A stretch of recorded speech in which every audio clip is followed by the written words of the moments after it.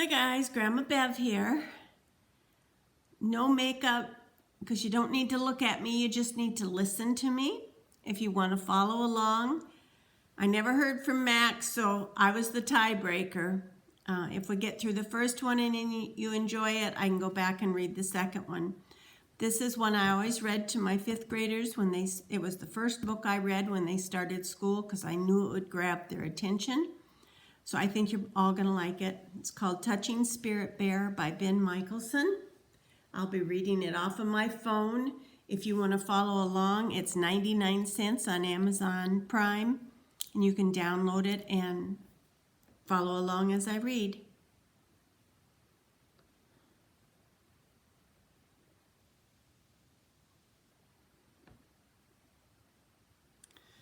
Epigraph. Fall 7 times, stand up 8. It's a Japanese proverb. Part 1, Touching Spirit Bear. Chapter 1. Cole Matthews knelt defiantly in the bow of the aluminum skiff as he faced forward into a cold September wind. Worn steel handcuffs bit at his wrist each time the small craft slapped into another wave. Overhead, a gray, matted sky hung like a bad omen. Cole strained at the cuffs even though he had agreed to wear them until he was free on the island to begin his banishment. Agreeing to spend a whole year alone in southeast Alaska had been his only way of avoiding a jail cell in Minneapolis. 2 men accompanied Cole on this final leg of his journey. In the middle sat Garvey, the gravelly-voiced, wisecracking Indian parole officer from Minneapolis. Garvey said he was a Tlingit Indian, pronouncing Tlingit proudly with a clicking of his tongue, as if saying, Tlingit. He was built like a bulldog with lazy eyes. Cole didn't trust Garvey. He didn't trust anyone who wasn't afraid of him. Garvey pretended to be a friend, but Cole knew that he was nothing more than a paid babysitter. This week his job was escorting a violent juvenile offender, first from Minneapolis to Seattle, and then to Ketchikan, Alaska, where they boarded a big silver float plane to the Tlingit village of Drake. And now they were headed for some island in the middle of nowhere. In the rear of the skiff sat Edwin, a quiet, pot-bellied Tlingit elder who had arranged Cole's banishment. He steered the boat casually, a faded blue t-shirt and baggy jeans, his only protection against the wind. Deep-set eyes made it hard to tell what Edwin was thinking. He stared forward with a steely patience, like a wolf waiting. Cole didn't trust him either. It was Edwin who had built the shelter and made all the preparations on the island where Cole was to stay. When he first met Edwin in Drake, the gruff elder took one look and pointed a finger at him. Go put your clothes on inside out, he ordered. Get real, old man, Cole answered. You'll wear them reversed for the first 2 weeks of your banishment to show humility and shame, Edwin had said, his voice hard as stone. Then he turned and shuffled up the dock toward his rusty old pickup. Cole hesitated, eyeing the departing elder. Just do it, Garvey warned. Still standing on the dock in front of everyone, Cole smirked as he undressed. He refused to turn his back as he slowly pulled each piece inside out, even his underwear. Villagers watched from the shore until he finished changing. Bracing himself now against the heavy seas, Cole held that same smirk. His blue jeans, heavy wool shirt, and rain jacket chafed his skin, but it didn't matter. He would have worn a cowbell around his neck if it meant avoiding jail. He wasn't a Tlingit Indian. He was an innocent-looking, baby-faced 15-year-old from Minneapolis who had been in trouble with the law half of his life. Everyone thought he felt sorry for what he had done, and going to this island was his way of making things right. Nothing could be further from the truth. To Cole, this was just another big game. With salt air biting at his face, he turned and glanced at Edwin. The elder eyed him back with a dull stare. Anger welled up inside Cole. He hated that stupid stare. Pretending to aim toward the waves, he spit so the wind would catch the thick saliva and carry it back. The spit caught Edwin squarely and dragged across his faded shirt. Edwin casually lifted an oily rag from the bottom of the skiff and wiped away the slime, and then tossed the rag back under his seat and again fixed his eyes on Cole. Cole feigned surprise as if he had made a horrible mistake, and then twisted at the handcuffs again. What was this old guy's problem anyway? The elder acted fearless, but he had to be afraid of something. Everyone in the world was afraid of something. Cole thought back to all the people at home who had tried to help him over the years. He hated their fake concern. They didn't really care what happened to him. They were gutless. He could see it in their eyes. They were afraid, glad to be rid of him. They pretended to help only because they didn't know what else to do. For years, help had meant sending him to drug counseling and anger therapy sessions. Every few months, Cole found himself being referred to someone else. He discovered early on that being referred was the adult term for passing the buck. Already he had seen the inside of a dozen police stations, been through as many counselors, a psychologist, several detention centers, and 2 residential treatment centers. Each time he got into trouble, he was warned to shape up because this was his last chance. Even the day he left for the island, several of those who gathered to see him off, including his parents, had warned him, "Don't screw this up. This is your last chance." Cole braced himself for the next big wave. Whatever happened, he could always count on having one more last chance. Not that it really mattered. He had no intention of ever honoring the contract he agreed to during the Circle Justice meetings. As soon as they left him alone, the silly game would end. Circle Justice was a bunch of bull. They were crazy if they thought that he was going to spend a whole year of his life like some animal trapped on a remote Alaskan island. Cole twisted at the handcuffs again. Last year at this time, he'd never even heard of Circle Justice. He hadn't heard of it until his latest arrest for breaking into a hardware store. After robbing the place, he had totally trashed it. The police might not have caught him, but after a week had passed, he bragged about the break-in at school. When someone ratted on him, the police questioned Cole. He denied the break-in, of course, and then he beat up the boy who had turned him in. The kid, Peter Driscoll, was a 9th grader Cole had picked on many times before just for the fun of it. Still, no one ratted on Cole Matthews without paying the price. That day, he'd caught up to Peter in the hallway at school.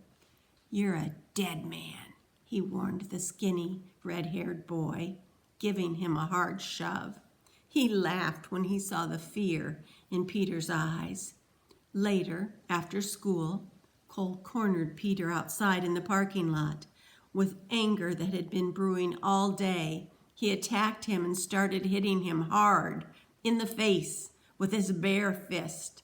Peter was no match, and soon Cole had pounded him bloody. A dozen students stood watching. When Peter tried to escape, he tripped and fell to the ground. So Cole jumped on him again and started smashing his head against the sidewalk. It took 6 other students to finally pull him away. By then, Peter was cowering on the blood-smeared sidewalk, sobbing. Cole laughed and spit at him, even as he was held back. Nobody crossed Cole Matthews and got away with it. Because of his vicious attack on Peter Driscoll, Cole had been kept at a detention center while the courts decided what to do with him. His white-walled room was bare except for a bed with a gray blanket, a toilet without a cover, a shelf for clothes, a cement table, and a barred window facing onto the center group area. The place smelled like cleaning disinfectant. Each night the guards locked the room's thick steel door. They called this detention space a room, but Cole knew it was really a jail cell. A room didn't need a locked steel door. During the day, guards allowed Cole to go into the central group area with other juveniles if he wanted to. He could read, watch TV, or talk. They expected him to do schoolwork with a tutor that came each day. What a joke. This was no school and he was no student. Cole did as little as absolutely possible, keeping to himself. The other detainees were a bunch of losers. Cole figured he wouldn't even be here if Peter Driscoll had known how to fight back, but instead Peter was hospitalized. Doctors' reports warned that he might suffer permanent damage. Serves him right, Cole mumbled when he was first told of Peter's condition. What angered Cole the most after this latest arrest were his parents. In the past, they had always come running with a lawyer, offering to pay damages and demanding his release. They had enough money and connections to move mountains. Besides, they had a reputation to protect. What parent wanted the world to know their son was a juvenile delinquent? All Cole did was pretend that he was sorry for a few days until things blew over. But that was how it had been in the past, before his parents got divorced. This time, he hadn't been freed. He was told that because of his past record and the violence of this attack, he would be kept locked up while prosecutors filed a motion to transfer him to adult court. Even Nathaniel Blackwood, the high-priced criminal defense lawyer hired by his dad, told Cole he might be tried as an adult. If convicted, he'd be sent to prison. Cole couldn't believe his parents were letting this happen to him. What jerks! He hated his parents. His mom acted like a scared Barbie doll, always looking good but never fighting back or standing up to anyone. His dad was a bullheaded drinker with a temper. He figured everything was Cole's fault. Why wasn't his room clean? Why hadn't he emptied the garbage? Why hadn't he mowed the lawn? Why was he even alive? "I never want to see your ugly faces again," Cole shouted at the lawyer and his parents after finding out that he wouldn't be released. But still his parents tried to see him. Because of their divorce, they visited separately. That's how much they thought about themselves and about him, Cole thought. They couldn't even swallow their dumb pride and visit together. During each visit, Cole relaxed on his bed and pretended to read a newspaper, completely ignoring them. He liked watching his parents, especially his dad, squirm and get frustrated. Some days his dad got so mad he turned beet red and twitched because he couldn't lay a finger on Cole with the guards watching. Finally, his parents just quit trying to visit. Even Nathaniel Blackwood quit stopping by, except when hearings and depositions required his presence. Cole didn't like the lawyer. Blackwood was a stiff man and he spoke artificially. as if he were addressing an audience through a microphone. Cole swore he wore starch on everything, and judging by how he walked, that included his underwear. The only person who insisted on visiting regularly was Garvey, the stocky youth probation officer who stopped by the detention center almost daily. Cole couldn't figure Garvey out. He knew the probation officer was super busy, so why did he visit so often? What was his angle? Everybody had an angle, something they wanted. Until Cole could figure out what Garvey wanted, he resented the visits. He didn't need a friend or a babysitter. During one visit, Garvey asked casually, "Well, I know you're in control, champ, but would you ever consider applying for circle justice?" What's circle justice? What's a healing form of justice practiced by native cultures for thousands of years? "I'm no Indian," Cole said. Garvey spoke patiently. "You don't have to be Native American or First Nation. Anybody can love, forgive, and heal. Nobody has a corner on that market." "Yeah, well, what's in it for me?" Garvey shook his head. "If you kill my cat, well, normally the police fine you and that's it. We still hate each other. I still feel bad about my cat, and you're angry because you have to pay a fine. In circle justice, you sign a healing contract. You might agree to help me pick out a new kitten and care for it as a part of the sentencing." "Why would I want to take care of a dumb cat?" "Because you've caused my cat and me harm. By doing something for me and for another cat, you help make things right again." "Well, what if I don't care about you and your dumb cat?" "Then do it for yourself. You're also a victim. Something terrible has happened to you to make you want to kill a poor small animal." Cole shrugged. "Feeding a dumb cat beats paying a fine." Garvey smiled and clapped Cole on the back. "You just don't get it, do you, champ?" Cole ducked away from Garvey. He hated being called champ, and he hated being touched.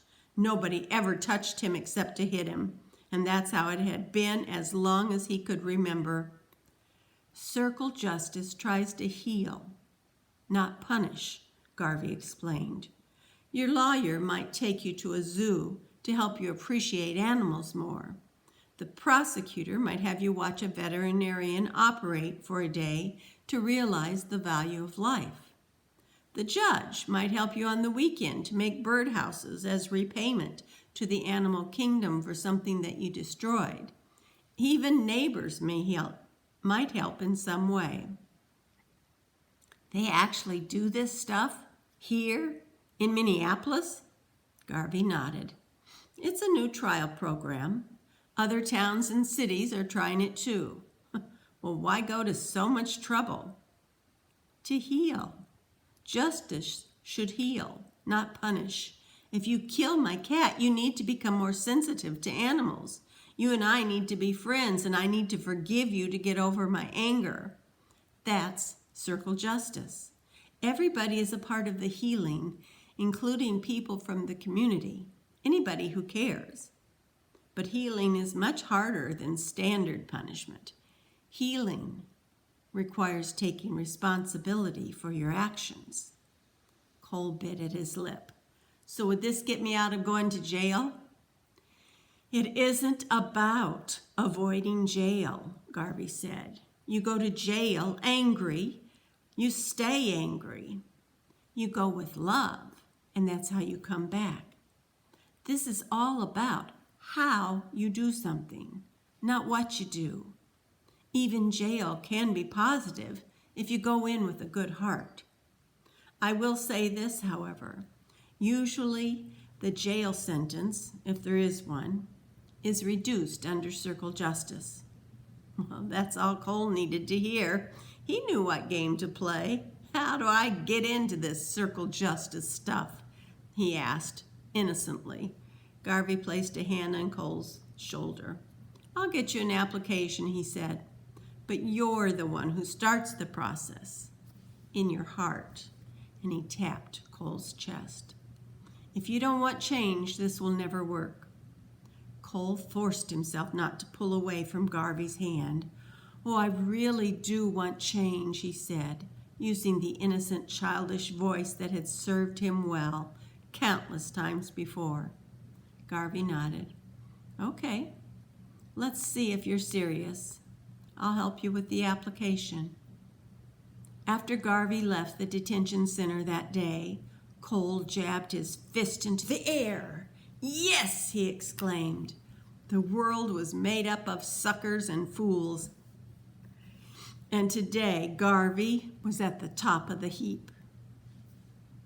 Tomorrow, Chapter 2.